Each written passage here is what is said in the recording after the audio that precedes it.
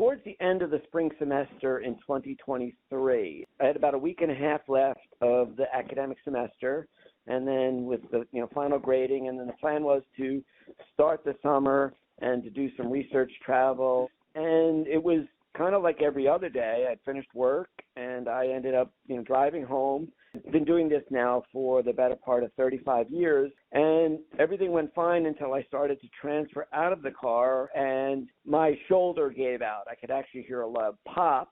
When I got into the chair, I realized my arm was throbbing, and something had obviously gone wrong. I made it into the house that evening, and I looked, and you could see that there'd been some tendon damage to my bicep. Once that had happened, I realized that I needed to see my doctor and start scheduling some appointments.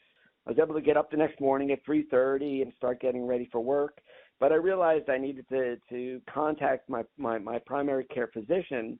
And when I saw the orthopedist the following week, they did some x-rays, and they said, we need to schedule an MRI.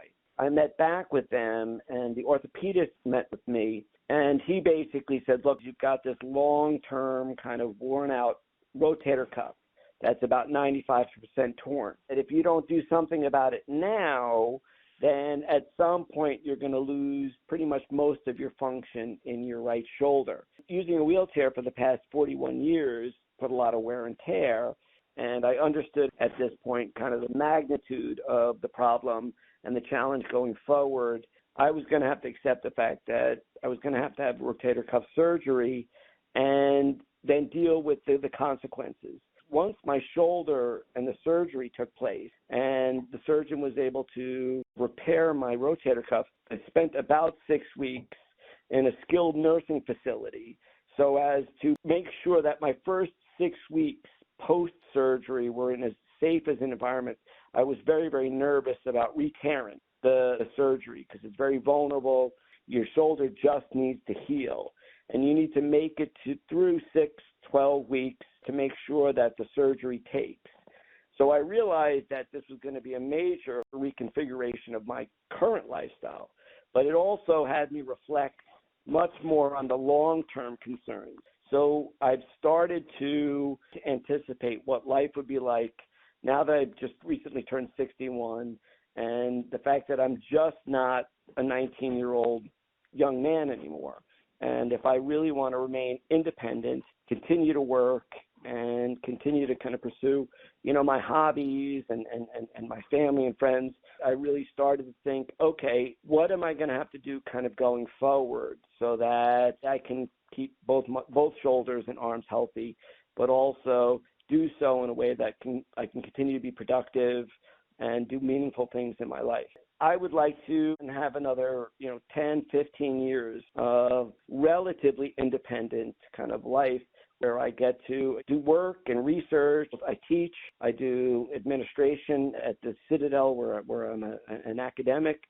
I travel both for conferences and for research. And so those are things that I was really looking forward to, and I still am.